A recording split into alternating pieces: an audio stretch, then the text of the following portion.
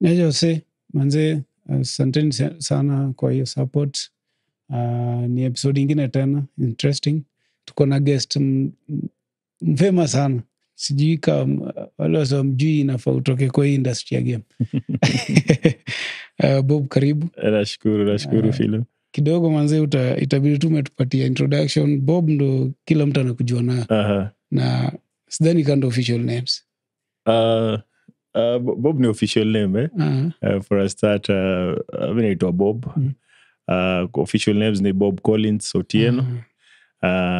Mtandao najulikana kama Bob Junior. Yeah, so in a nutshell naweza sema that's me. Ukitaka kujua zaidi naweza sema mimi ni mdau. Other than that mimi ni civil servant professionally. Piga shughuli na gava. But na shughuli yangu mob sana wagani ile watu wanatambua ni sekta ya wadau. Yeah, so wewe ndo utaniambia kama unataka bonge mambo ya official au nibonge mambo ya wadau. Tutabonga mambo ya wadau. Official kidogo hiyo ni siku nyingine. Safi. So mbona futa?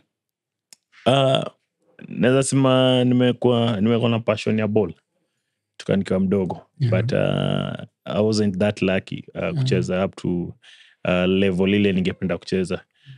Kucheza futa nikiwa mdogo. Fika high school kidogo tena ikakuwa ni haiwezi. So hiyo passion ilibaki nayo. So kwa hiyo passion nikakuwa fan na follow football nini. Nikajiambia tunaweza contribute aje cause passion yangu iko hapa kwa football. Kama siwezi cheza administration wise naweza pia add value. So hivyo 1 2 3 things zika happen. Nikakuwa mdau, tukaform hizi team zetu za wadau na objectives zetu, tukabuild brand na product. Tukaweza ku-attract stakeholders. Na one thing led to the other, naweza sema so far so good, but ball imekuwa nimekuwa passionate now since nikiwa mdogo. So far hiyo journey imekuwaje juu nafanya mambo? Journey imekuwa fiti. Naweza sema nimekuwa behind the scenes for a very long time until maybe from 2016 ndio ile kidogo nikakuja forefront. Nilikuwa fan wa hizi team zetu za KPL. 2016 2017 ndio sana nikakuja forefront sana. Tukaanza kuform hizi team zetu za wadau. Originally teams mob ziliformiwa in 2014. Kulikuwa na ile KPL Fans Fund Day. So si tumekam tu ku streamline na kumake things zikuwe better na kuincorporate more fans wadau wengi on board. Ndio kwa kitu inaweza kuwa sellable, kitu inaweza, yani tulikuwa tunajaribu kuleta the professional part of it, just to show ama to demonstrate to the mainstream football administration vile vitu zinafaa kufanywa. So this ile kidogo tulikuwa nayo, tulikuwa tu kudemonstrate. So tukaanzisha hiyo shughuli ya wadau. Objectives zetu zilikuwa kama 4 main objectives. Ya kwanza ilikuwa ni kustrengthen our social capital, sababu tulikuwa tunataka kuangalia tunaweza sikizwa aje tukiwa pamoja, tukijaza group kama wadau. It's easier kusikizwa na federation na administrators wa football. So hiyo ndio ilikuwa nini yetu ya kwanza. Ya pili ilikuwa ni kuensure kuna conducive environment ya players ku grow ama ex players ku grow, wale watu walikuwa kwa ball na wadau generally ku grow. Na ku grow na maanisha ku grow mentally, ku grow physically, ku grow economically na socially. Kumekuwa na issues za mental health. True. Maplayer wamekuwa na issues mob sana. So tulikuwa tu kuprovide hiyo conducive environment. Watu wakama wacheze ball, wamingle pamoja, watu wajuane, through networks, watu wapate mabiz na nini. Pia tunataka kudemonstrate the economic and social value of football. Ball ilikuwa ni haikuwa monetize. Unajua ball watu wanacheza, wewe ni mtu umecheza ball vile unajua vile maisha ukua. So tulikuwa tunataka kuwa show in a very small capacity. Ball inafaa kugenerate income, inafaa kugenerate revenue. So ukikuja hizo shughuli zetu za wadau unapata mtu anauza vitu zake pale, anafanya nini. So hiyo ndio ilikuwa objective yetu ya 3. Objective ya 4 ni kudeal na CSR, kujaribu kusaidia the less fortunate kwa society through our CSR activities.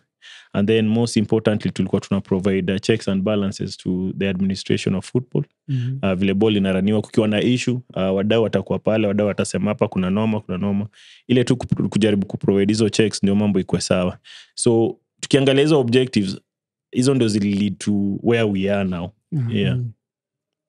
Nice. Na sasa umesema ulikuwa behind the scenes. Reasons zako za kuwa behind the scenes previously, kabla sasa ukam na kwa forefront uanze ku lead from the front, zilikuwa nini?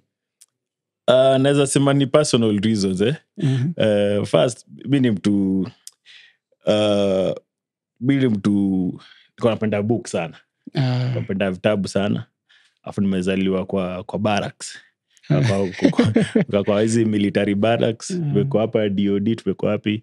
Mimi nimesomea hapa Moi Forces Academy Huruma. Moi Air Base pale. Nilikuwa shule hapo, nikamaliza high school. Nikaingia campus, nikaenda nikasukuma masters.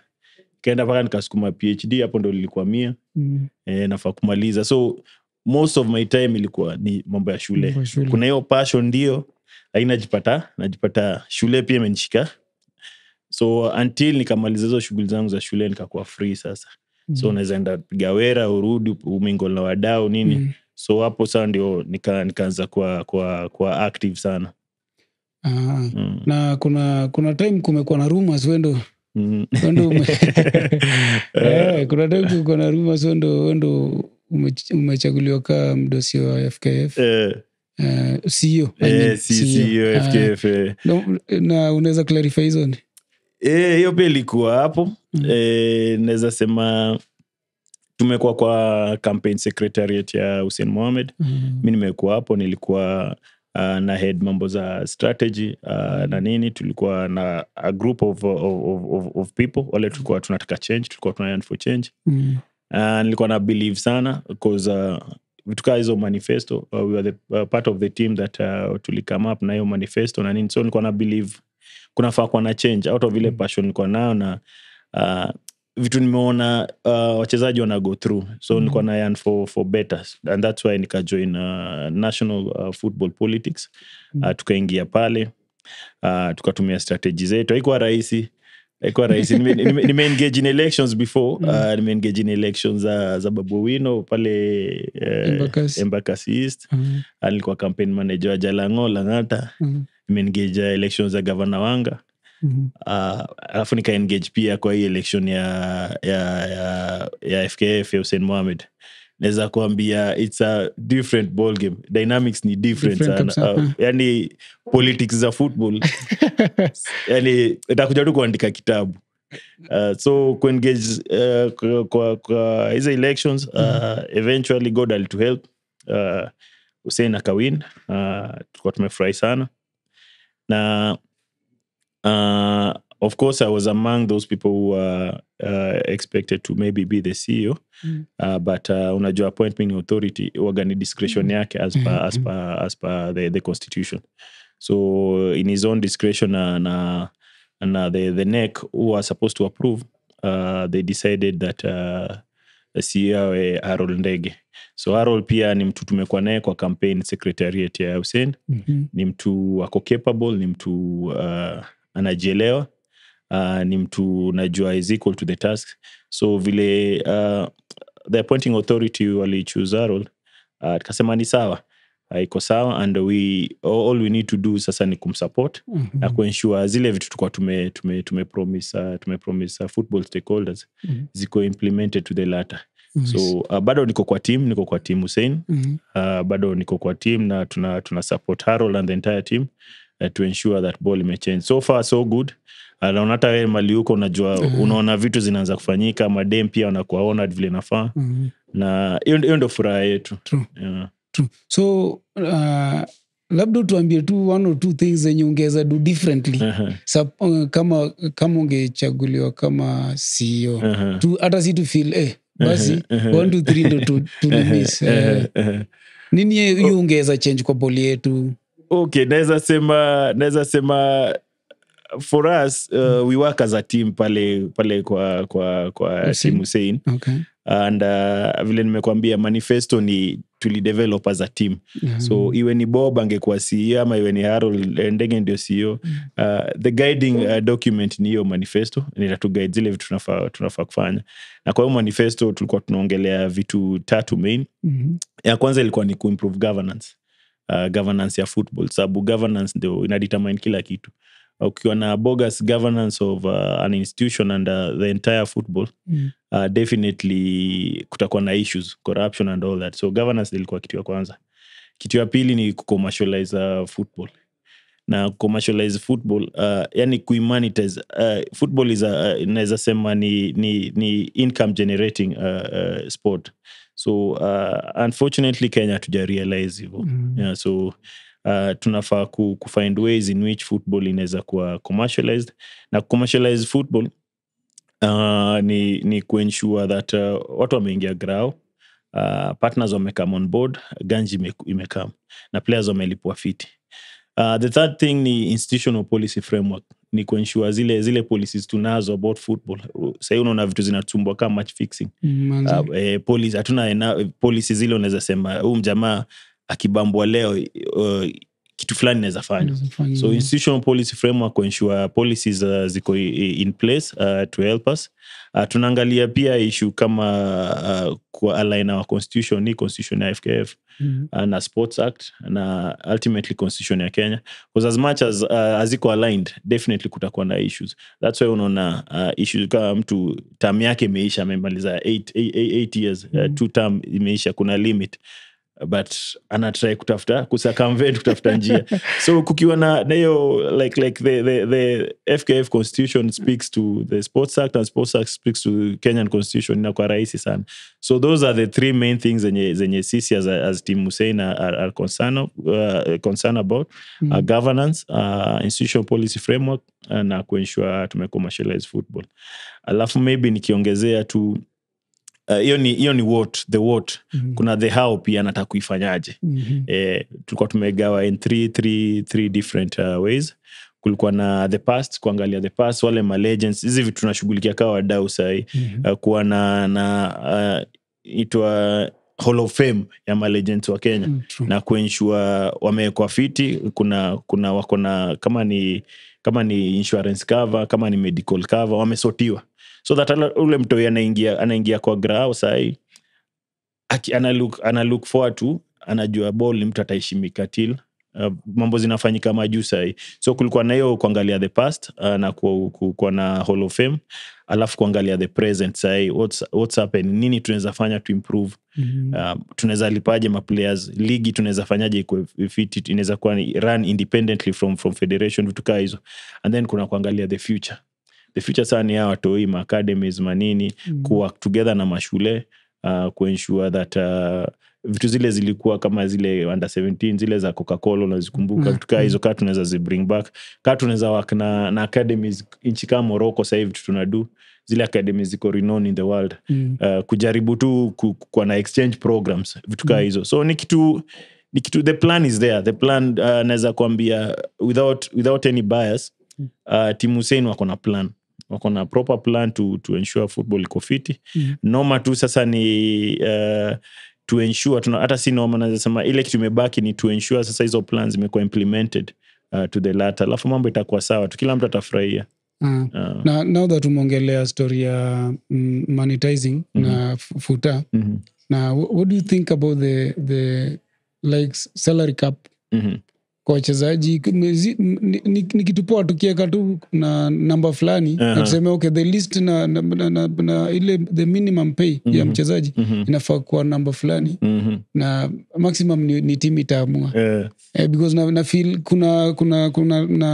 kuna gap, especially kwa teams aziko fiti, like unapata team ka Police for example, inapea mchezaji 200k a month, na umse ana compete na mse anatoka team labda iko Shago, so team kama Rashuga wanapeana kama 40k ama 30k. Unaona competition hapo kidogo inakuwa. What do you think? Uko right vile uko right kabisa. Si ati na feel the ideal situation inafaa kuwa na hiyo salary cap.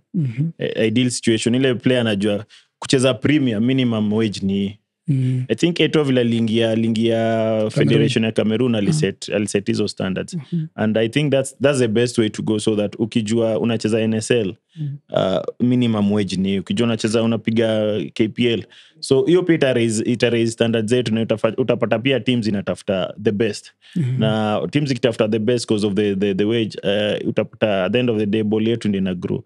So ni kitu inafaa kuwa, and I think kuna plans in place to ensure that happens, but neza emphasize that ni shughuli inafaa kuwa not only kwa men. Sasa tunaangalia, unajua Kenya tuko a little bit biased na men football. Tunasahau kuna madem na uliona vile madem wetu walifanya juzi kwenda World Cup under 17 senior team pia ndio wanangangana. So mimi naweza sema whatever is happening kwa men pia ifanyike kwa madem. Kama tunaweka minimum wage kwa KPL, kwa NSL, kwa Div1, iwe same across both men and women football. Hiyo sitakuwa challenge sana. So unajua ita depend na partners. Haiwezi kuwa challenge. Unajua goodwill ikishakuwa filo. Goodwill ndio kitu muhimu. Unacheki sasa watu wameanza kurudi grao. True. Na watu wakirudi grao, partners nini wanaangalianga ni numbers. Wakiangalia numbers, grao zinajaa. Wenyewe wataka mwenyewe.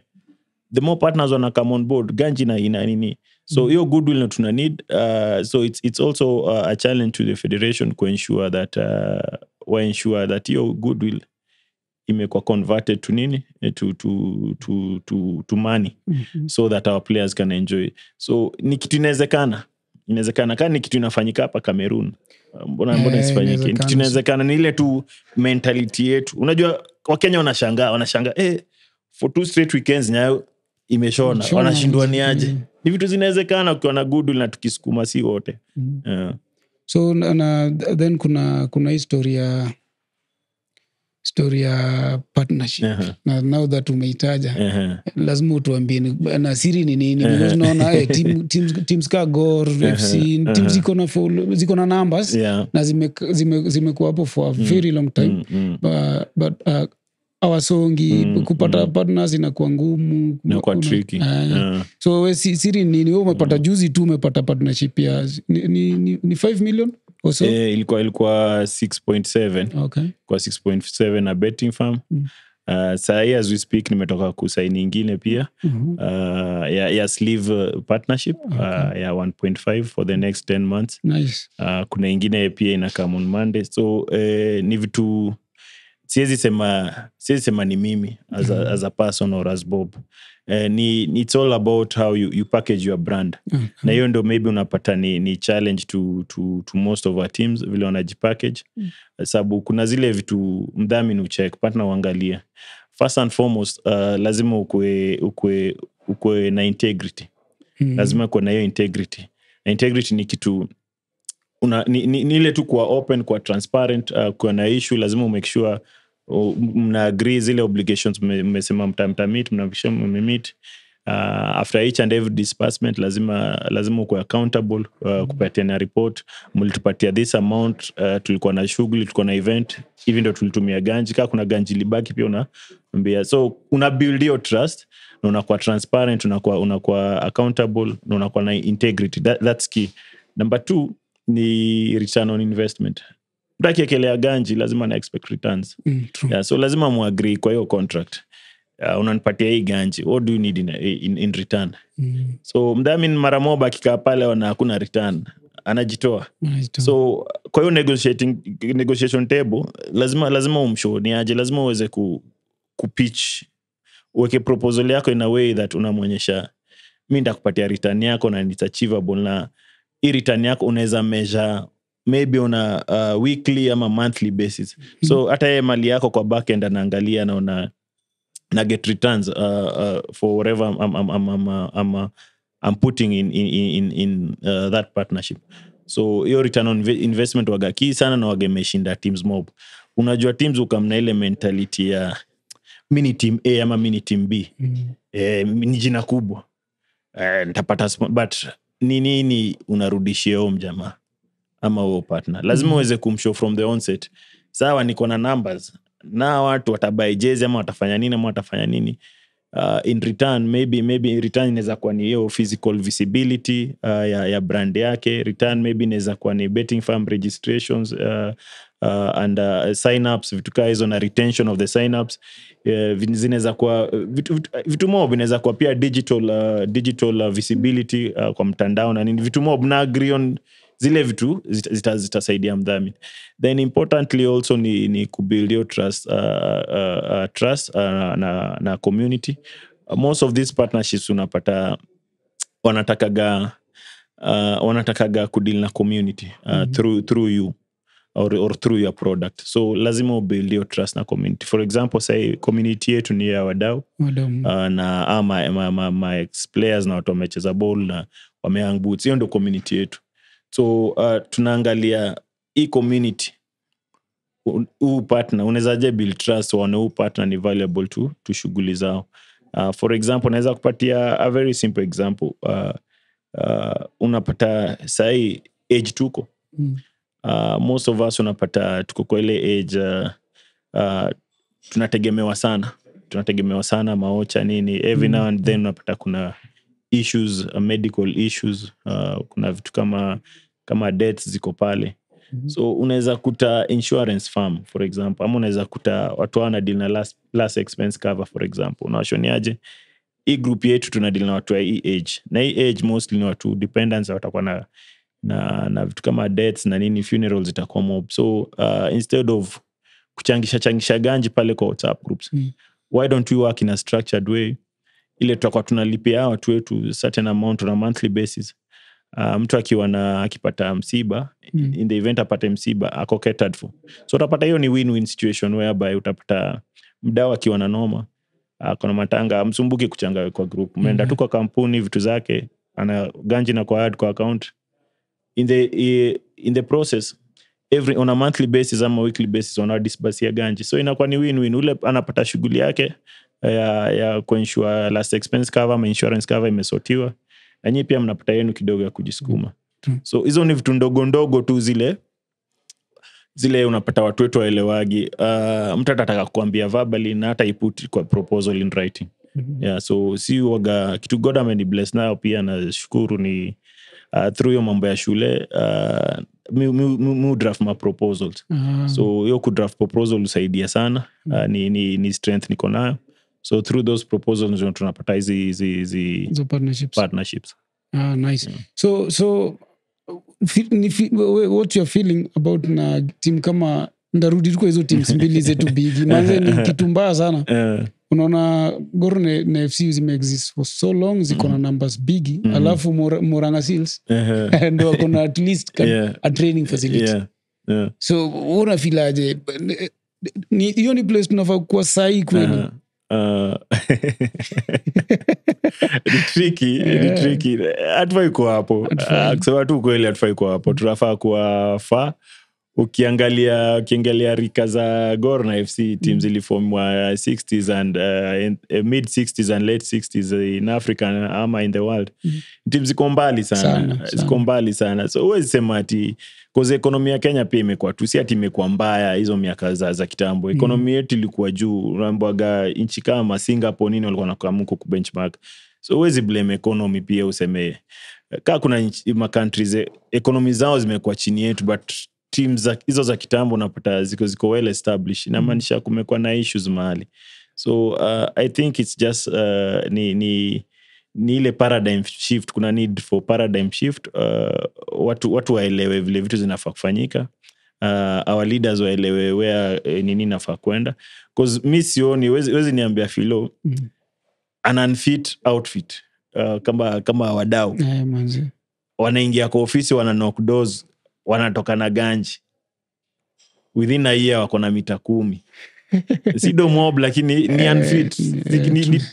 Ni outfit tu wakaja nini, but wananok, wanapena maproposal, wanatoka na mita 10. Mbona team iko established ishindwe kitu kama hiyo? Na pia watu wana lead, ni watu tu wameenda shule, wako na akili. So ni interest tu zetu tuweke kando na tuangalie interest ya football. Keka interest yako nyuma kidogo itakuwa rahisi. Because football ikidevelop, definitely interest yako pia itakuwa catered for. But ukieka yako mbele, football ikose kudevelop, itakuwa ni lawamo unajipatia. At the end of the day itakuwa ni Bob anajijenga na team A ama B iko hivi na hivi. Yeah, so ni kuweka tu interest ya team ya football mbele, na mambo itakuwa sawa. So kujibu swali yako, hatufai kuwa hapo mali tuko, hatufai kuwa hapo. Sababu usikiza hata mastori si usikia. Sijui team gani ilipatiwa land na Moi gani ilipatiwa land. Sasa ukienda hapo watu wame erect ma buildings. Kwa nini? Kulikuwa na leadership labs mahali. Unajua kulikuwa na leadership labs kwa team mahali. Zikaenda zikanyakuliwa. Jumi leo nipatie uniambie ni space yangu for free. Itanyakuliwaje? Haiwezi nyakuliwa. Ni mimi nijitume niweke kitu hapo nikuwe busy, hata afadhali maplayer wa training hapo daily mpaka vile siku tutapata. So hatufai kuwa hapo. So swali lingine ni kumekuwa na controversies na I think the last regime kulikuwa na wachezaji wadau tunajua sisi wote tunajua ni game ya wase wameretire na wase basically wanataka kuacha wametoka kwa competitive football. But kumekuwa na instances kama nadhani moja ama mbili kuna mchezaji anatoka wadau straight mpaka national team. Watu wanashindwa ni aje. Inaendelea. Hawa sio wako fit kweli. Naweza sema ni vile tumepackage product. Unajua ukipackage product yako fiti utapata na attract watu wengi sana. So unapata mchezaji labda alikuwa tu pro, alikuwa kwa team, alikuwa active. Kidogo issues zikakaa ni mzee. Sijui unajua tu issues zile ukishafika age fulani unaambiwa ni mzee uwezi nini. Player hujamprepare for life after football. Hujamprepare. Ushamjudge, ushasema ni mzee hawezi. Hujamprepare. Player hana pa kwenda. Ni mtu ananid kusurvive, ni human being. Anaenda wapi? Umekata maziwa yake. Inabidi akamuku kwetu kwa wadau. Anataka kuwa integrated kwa society. Anakuja na kuwa integrated kwa society. Anapiga shughuli zetu. In the process mtu anaona nani kubeba dako sawa. Wali mchuja ati ni mzee.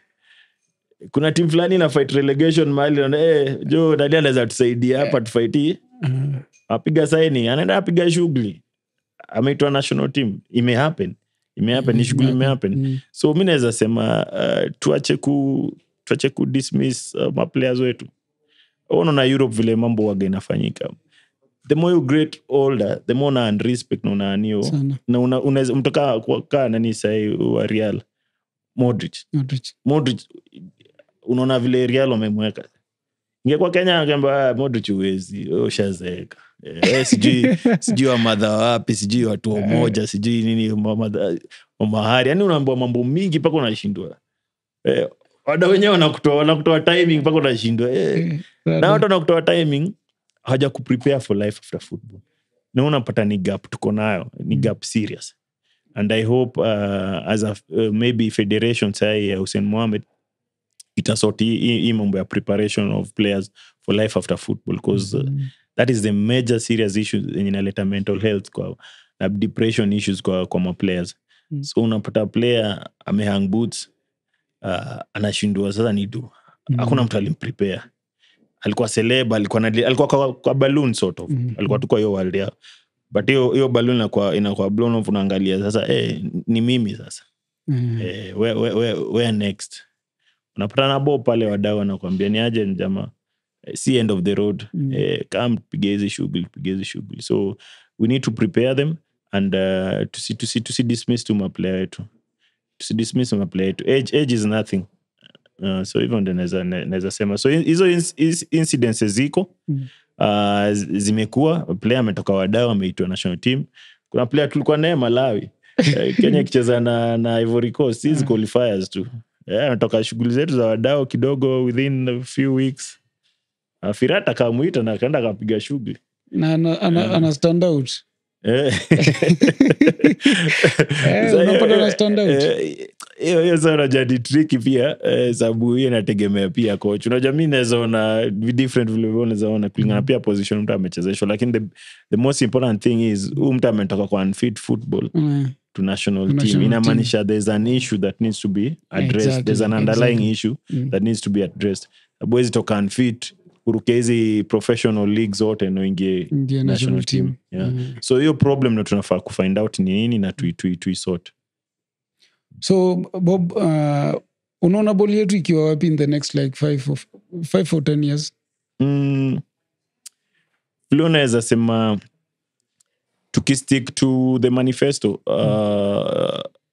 Team Fresh Starts manifesto ya Hussein Mohamed, na to ensure that ita guide the federation moving forward. Naona ball yetu ikienda far sana. Naona ball tunaona tukiwa na vile nimekwambia the future, our toi development ya watoi from levels za chini, anda hizi maanda zote, kutakuwa na hiyo development. Naona ball ya madem ikigrow. Sasa hivi we are ranked 142. Tulikuwa 149, tumemove within one match, tumemove 7 places. Leo tuko na game ya Ivory Coast, next week tuko na game. Ball ya madem ita improve if tunaweza hizo ma FIFA windows tunaweza kuwa tuna take advantage of them. Machali definitely kutakuwa na improvement. Na look forward to kuwe na capacity building, more capacity building, especially kwa players, more so on financial management. Hiyo ni kitu ingine maplayer anafaa kufunzwa, kujimanage financially akiwa active. Itasaidia sana player aki-hang boots. Naangalia pia situation ya our national teams. National teams definitely kukiwa na tukinini grassroots vizuri. Ball ni grassroots. Yes, exactly. Ball ni grassroots. Hawezi niambia unangoja huko juu perform na hapa chini ndio ndio base ya. So tukifocus sana on grassroots, na hiyo manifesto ya Hussein naongelea sana mambo ya grassroots.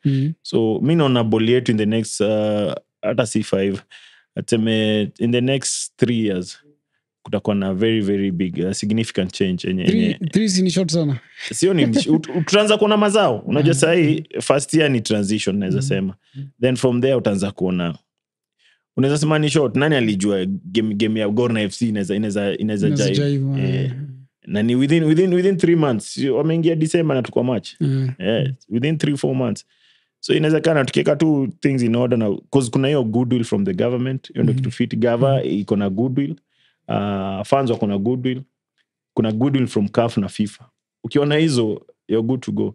So partners tu anze kukam on board na mambo itakuwa sawa. So unaweza ona 3 ni kidogo. Mimi kulingana vile mimi naona hiyo manifesto, because ni kitu at least mimi niko na hiyo advantage naijua. Unaijua. Within 3 years mambo itakuwa imechange. Yeah. So kufika hiyo level umefika Bob. Si kitu rahisi. Especially the fact that una handle a lot of people. Na most of them hawako fiti mentally. Si wazimu, but na mental state yao wako na issues. So what are your non-negotiables?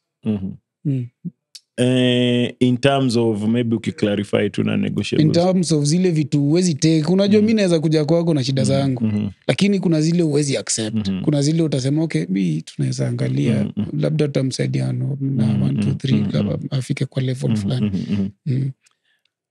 Nitakuwa frank na Philo. Ukibonga na former players, imekuwa noma. Mimi sitakudanganya, it's nothing to smile about. Imekuwa sad sana. Mimi deal now almost on a daily basis. Ni situation sad sana. Ni situation uwezi penda hata enemy wako kwa hiyo situation.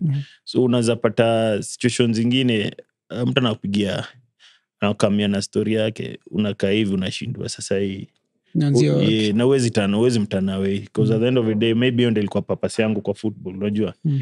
So kitu mimi utry kudu ni kuwa teach how to fish, si kuwapatia fish. Juu it's not enough. Mimi sina ile enough hata maybe saa zingine ya familia yangu haitoshi, unaona. So na teach kufish through the networks tuko nazo, through hizi partnership unaongangana nazo.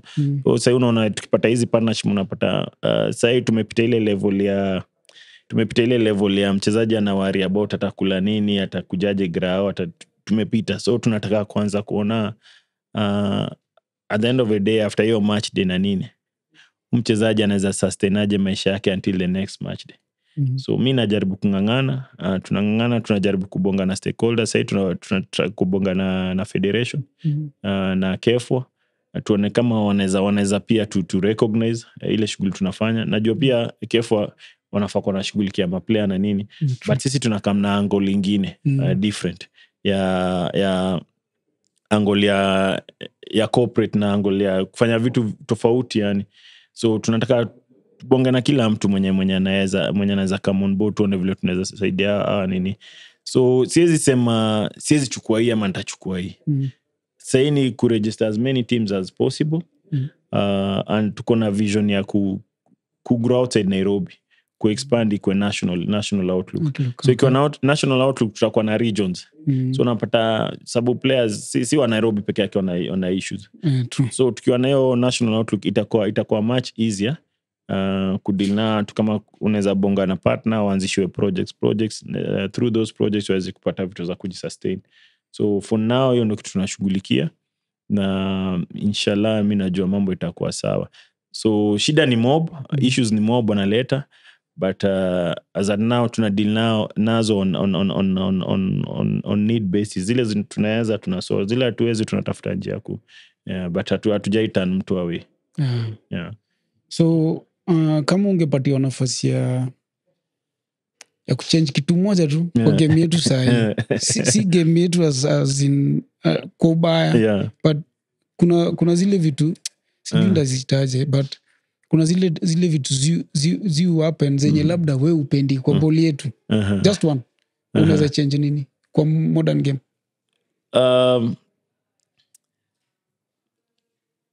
Outside football ama within football? Because kunaweza iangalia na angle mbili. Angle ya kwanza ni outside to the fans and stakeholders. Kukashif. Kenya jo tuko na culture ya kukashif sana. Kwa entitled sana. Mazi. Jo tunakuaga na wanaitwaga sijui ni keyboard warriors ama Keyboard warriors. tuko na keyboard warriors na mano it all jo. Yani wagani yani kukashif tu, hakuna kitu better, hakuna kitu fiti. So tukiweza hiyo culture hiyo inatoaga watu timing sana. Utapata inatoa maplayers wengi wametolewa timing juu ya kukashifiwa na huyu hawezi. Unajua hiyo kitu waga kama Kenya tunaweza change. Unaweza ingia kwa WhatsApp group from morning mtu either ni kuchekelea mtu ama kufurahia downfall ya mtu ama kusema nani hawezi. Tukiwa watu tunaweza kwa watu tunajengana tu kubelieve. Yani tukue na utu na ile ubinadamu yani kwa football. Tukipendana inaweza kuwa kitu poa. Ndio hapa unajua watu wapendani. Watu waganda ile mnasmailiana tu nini mkipatana lakini behind the scenes ule mtu namgotea jo mambo anasema kuhusu ana tunashangaa. So mi hiyo ndio kitu major sana. Ningependa as football stakeholders to focus on building each other than destroying each other. Kwa ground naweza sema ni kupatia coach time. Coaches wapatiwe tu time. Kenya jo sasa tuko na Beni. Piga losi ya pili utasikia ile kelele utasikia itakuwa noma. So apatiwe time, ni project. Ni project apige tuone kama ataweza for some time as per the agreement. Ikikosa kuwezekana kuna kitu inaitwaga separation on mutual consent. Tumeelewana mazee, nimejaribu hii project haiwezi. So makocha wakipatiwa time inaona itakuwa sawa. Mtaka kama hapo na project aseme mimi nataka kufanya hivi na hivi for the next, tuanze tuone na kuna hiyo positive vibes itakuwa sawa. Sawa wadau iko na wachezaji ex-players wengi na most of them unapata ile kitu wanapenda ni ball. Yeah. But pia kuna wale wangetaka find a career kwa enye iko around ball. So wewe unadu nini na make sure okay na mali unasukuma labda anakuwa comfortable Si ile unajua tunajua sahi na the last regime kila mtu alikuwa na kafdi kafdi hizo kwanza nililipia mob sana so kafdi but unapata pia siwezi wakashif juu mtu alikuwa anaona maybe hiyo ndio avenue na opportunity kunajipresent so narudi back to kudemonstrate as an objective ya wadau kudemonstrate the economic and social value of sports. Tunajaribu kuintegrate watu kwa society. Tuna encourage mtu come up na ideas. Si kila mtu ball tu ni avenue ya kutuleta pamoja, but si kila mtu future yake ama end game itakuwa kwa football. Kuna wale wanataka kuingia kwa biz na kuna wale wameingia kwa biz wengi sana. Tumejaribu kuingiza kwa business zile zinawezekana. Wanapiga business pia ni challenging, ni capital mostly waga capital intensive, but tunajaribu kuuliza mtu wewe nini ungeweza taka. Unaona, kuna wale pia wameingia kwa mainstream job, kuna wale wanapiga job za civil service. Amesare ball, amehang boots, pata opportunity, unamsukumia ni aje kama piga hapa shughuli. Hizi national government, county government wakiingia pale wana support hizo teams ziko hapo pia. So inategemea na mtu na hizo networks wana build through wadau zinawasaidia. Kuna wale wameingia kwa shughuli za journalism, za kuanalyze football na nini. Kasi hizi magame zetu si invitegi KTN, Citizen nini, wanakuagana hizo live programs kwa siku za on match days.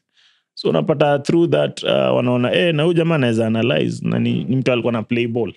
Ni mtu, so hiyo yenyewe imemuuza, amepata shughuli pale, anapiga biashara. Wana invite kwa hizo radio station, wana employ permanently. So unapata kuna different avenues tunajaribu kwa sort, but ni tricky. Tunani tu your support from the federation, na tunani support from government, na bado tunani support from corporate partners ndio tuweze kwa sort holistically. So nataka kuuliza swali controversial sana. Na ni kitu imekuwa sana kwa mtandao, ni venye siku hizi naona nikaa imetulia kiasi.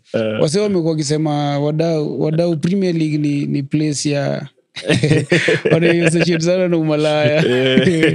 So uliandolaje hiyo situation? Because ilikuwa kitu ina paint na the whole project in a very negative way. Hizo pia ziko. That's why nimekuambia hiyo mambo ya kukashifu na kudismiss watu Kenya wagani kitu si fiti. Ni perception iko, but it's a wrong perception and it's not true. Naweza sema kuna vitu si tumekuwa tukitry kudo watu understand from the onset, but with time wanaanza kuunderstand pole. Before that tuingie kwa wadau, naweza kupatia example ya Mosquito. Ni sawa. Mosquito mimi naona wanapiga shughuli fiti sana. True. But wako way ahead of watu wengi hawaelewi. Understand kabisa. Understand ni concept gani ama jamaa na try kunini na stories za fashion na nini. Unajua, so unapata watu watakashifu. Maplayer kuja pale watu wanakashifu. But ukikaa chini wewe mwenyewe analyze uone hiki tu ni ya kuprepare hata ama players for life kando ya football. Unaona, mambo ya fashion ni big. Wewe angalia maplayer wa France. Ni kitu big sana. Mtu ana make ganji outside football through fashion. So hizo ndo vitu wana try kudo, but tutapata watu wanakashifu. Maplayer wanakuja hapo kufanya nini. Same way wadau. Kuna watu amecheza ball, ni mtu social life yake ilikuwa sijui aje. Amekuwa integrated kwa society, amekamizi shughuli zetu, ampata girlfriend, ampata boyfriend. Ni maisha. Watu wamewana pale. Is it a good thing or a bad thing? It's a good thing. Wewe hakuna mtu amekuuliza wewe partner wako ulimpata wapi. Exactly. Akienda pate partner na walive na iko ni kitu positive, unaanza kukashifu. Semi kila mtu pale wagani kazi ni kupata partner, but such things happen. Kuna wale wamepatana pale, wamemarika pale na wamedevelop, wamekuwa na watoi. It's a good thing to me. Kuna pia shughuli tunadu apart from hizo friendship na partnerships. Kuna shughuli important tunadu kwa society. hakuna mtu ashaiongelea mambo ya CSR zile siudu peleka nini kwa ma children's home, kuna rehabilitation center za Machokos na nini. Kuna vitu fiti sana wadau wanafanya zenye hazikui profile. Hakuna mtu anaongelea. Tuna photos ziko, clips ziko, tunaziweka kwa page zetu, but mtu atatafuta kale kitu kadogo ka negative. Unajua? So hizo ziko ni ile tu culture wa Kenya kashif, but at the end of the day it's not yo wanasema ati pale ni usherati na nini. It's not among our objectives. Objectives zetu ni hizo 5 nimekishow hapo. Yeah. So lastly nataka uangalie tu kamera na upatie wale vijana wanakaa wadogo manze advice on the necessity ya kukuwa na plan na past footballing na time. So like an exit plan. Ni fiti sana, ni fiti because mwaga fan wa hizi show zenu. Mi uzifollow sana. Na mostly mi wana players, former players vile ukama hapa na vile watu lament. Muangalia hivi na analyze nasema mjamaa angepatiwa another opportunity. Angefanya vitu different. True. Yeah, so unfortunately life anaga hiyo miaka zikisha songa zimesonga very time. So for wale upcoming wale watu wanapenda ball, wale ball is part of their livelihood. Naweza ambia it's important to plan yourself. It's very very important to plan yourself. Issues such as financial management, issues such as exit plan. Lazima uende shule as much as unacheza ball. Lazima uende shule wagani ya must. Amtazai kuambia ati talent. Sawa, talent is there na talent inalipa. But lazima uko na plan. Lazima uingie class, uko na hizo papers. Lazima unajua kuishi na watu, uko na hizo networks.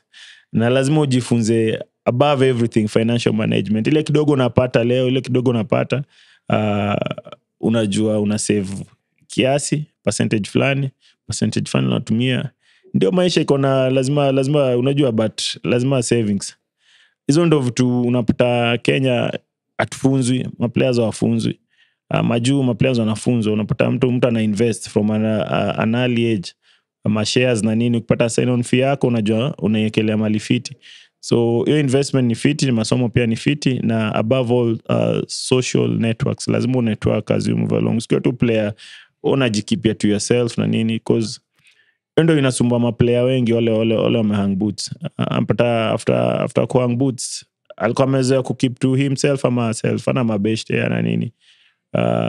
Unakuja unapata na bobu kuinjo na shindo utaanzaje maisha.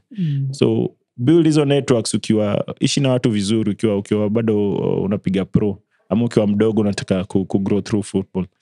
So I think that's the best advice I can give as at now. But I believe that the future for Kenyan football is bright. It's brighter than ever before, na itakuwa sawa. Wase. Alafu sasa lastly wase wanaweza kupata aje? Waambie. Kuna mtu labda amekuwa inspired, anaweza anashindwa sasa tutachampiana wapi, itakuaje? Ama nataka labda nimsaidie kuchora proposal na nini. Mimi niko available kwa mtandao. Kwa mtandao unaweza nipata kama Bob Junior. Kiingia tu pale Bob Junior utanipata Facebook, utanipata IG. Shughuli za wadau zote niko. Unaweza nipata shughuli za wadau anytime, wadau Champions League, wadau Premier League, kuna ligi kadhaa za wadau. Mwaga kwa zote, kuna Veteran Super League zote. Try kuleta hiyo, kupromote hiyo unity. So anywhere anytime kuna shughuli za wadau utanipata pale. Ukiwa na issue unaweza ni DM tuone vile tunaweza saidiana, because at the end of the day sisi kama wadau na football stakeholders at large lazima iwork. Hakuna shortcut, lazima tu iwork. True. Manze wazi, that's the exit for you. Thanks.